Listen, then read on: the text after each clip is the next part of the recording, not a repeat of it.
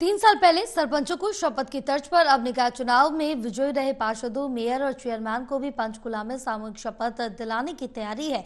ये शपथ ग्रहण 25 मार्च को पंचकुला के इंद्रधनुष ऑडिटोरियम में होगा। समारोह में पार्षद के परिवार वाले और समर्थक भी सीमित संख्या में साथ जा सकेंगे, इसलिए शपथ लेने जा रहे पार्षद और मेयर अपनी पसंद की ड्रेस सिलवा रहे हैं ताकि मौका खास बन जाए।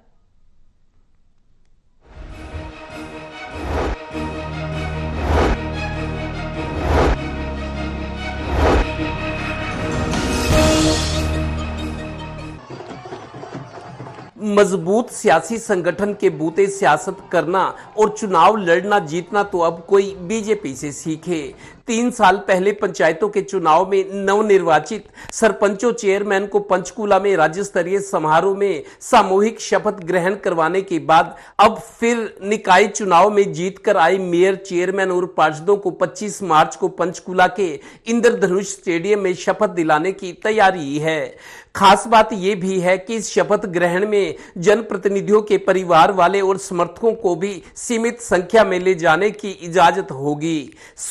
पहली बार जीते हुए पार्षदों में कौतूहल और उत्साह है, इसलिए उन्होंने अपनी पसंद की ड्रेस सिलवानी भी शुरू कर दी है। इस सामूहिक शपथ ग्रहण में जनप्रतिनिधियों को संभवतः सीएम और विभाग के मंत्री मंत्र भी देंगे। अभी हमारे पास कोई ऑफिशियली इनविटेशन नहीं आया है। मीडियम के माध्यम से ही हमें पता चला कि 25 तारीख को पंचकुला में शपथ समारोह है। जो भी इन्फॉर्मेशन आएगी उसके हिसाब से हम जाएंगे। और जहां तक आपकी विशेष तैयारियों की बात है कि हमारे समर्थक बहुत उत्साहित हैं लोगों को सेवा करने के लिए भी, तो हम अपने समर्थकों के साथ जाएंगे, वहां जाएंगे। और जो हमारे माननीय मुख्यमंत्री जी कहते हैं कि ट्रिपल इंजन सरकार, माननीय मुख्यमंत्री जी का सपना है कि हम राजनीति को सेवा का एक माध्यम माने। हम राजनीति को सेवा का माध्यम मानते हुए अपने मुख्यमंत्री जी का संकल्प को पूरा करेंगे। ये पूरे हरियाणा के लिए एक गौरव की बात है और हर्ष का विषय है कि पहली बार इस हरियाणा के अंदर सभी निगम पार्षद, सभी जिला नगर पालिकाओं के चेयरमैन, नगर परिषदों के चेयरमैन, महापौर और पूरे हरियाणा के पार्षदों की शपथ ग्रहण समारोह एक ही जगह पे रखा गया है, पंचकुला इंद्रधनुष स्टेडियम के अंदर। और ये अत्यंत गौरवान्वित अनुभव कर रहे हैं हमारे जनप्रतिनिधि जो चुनाव जीते हुए हैं कि पूरे हरियाणा एक जगह इकट्ठा हो रहा है और उस दिन शपथ ग्रहण का समारोह है। गौरतलब है कि राज्य स्तरीय समारोह में शपथ ग्रहण, साथ में परिवार और चुनाव लड़वाने वाले समर्थक, मतलब इन सभी को बीजेपी से जोड़े रखने का ये नया प्रयोग है। इसीलिए तो बीजेपी अब नए नए प्रयोग करके 2029 की तैयारी में लगी है। किसी सियासी दल ने अब से पहले क्या ये प्रयोग किया था? बिहार चुनाव से पहले अब हरियाणा में 22 मार्च को बिहार दिवस मनाने की तैयारी है।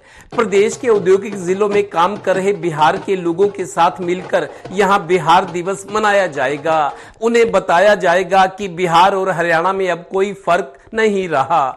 इसके लिए बीजेपी की प्रदेश महामंत्री डॉक्टर अर्चना गुप्ता को प्रदेश संयोजक और पंडित वेद पराशर को सह संयोजक बनाया गया है। विविधता में एकता अगर कहीं देखनी हो तो वो पूरे के पूरे भारतवर्ष में हम देख सकते हैं। और उसी विविधता में एकता के साथ चलते हुए आज अगर हम देखें तो पूरे भारत में 2 करोड़ से ज़्यादा बिहार मूल के जो वासी हैं वो पूरे के पूरे भारत में अलग अलग राज्यों में रह रहे हैं। अगर सरल भाषा में कहें कि एक हिस्सेदारी हरियाणा के अंदर बरकरार रहे, जो प्रवासी बिहार से यहाँ पर बसे हुए हैं उनकी हिस्सेदारी तय करने के लिए हम सब ये चीज़ कर रहे हैं ताकि उनको लगे कि हम सब इनके बीच में रह रहे हैं तो इन्हीं के हैं। और उसमें चाहे वो राजनीतिक क्षेत्र हो, चाहे वो सामाजिक जगत हो, चाहे वो शिक्षा का क्षेत्र हो, हम सभी उसमें उनकी हिस्सेदारी तय करना चाह रहे हैं ताकि वो लोग ये समझें कि हम हरियाणा में ही रहते हैं। बिहार दिवस कमेटी में 1 संयोजक और 3 सह संयोजक होंगे। 22 मार्च को हरियाणा में बिहार दिवस मनाने के लिए तैयारियां शुरू कर दी गई हैं। बीजेपी अब ये प्रचार भी करेगी कि हम समाज में भाईचारे को इससे मजबूत कर रहे हैं। हालांकि इसका अंदरूनी मकसद बिहार चुनाव में सियासी फायदा उठाना है। चलिए अब प्रदेश की सियासत में नई फीलिंग, हरियाणा की सियासत में बिहार दिवस का तड़का। सहयोगी श्रीनिवास और डिम्पी मल्होत्रा के साथ Devendra Kathoria, total news, Panipat bureau.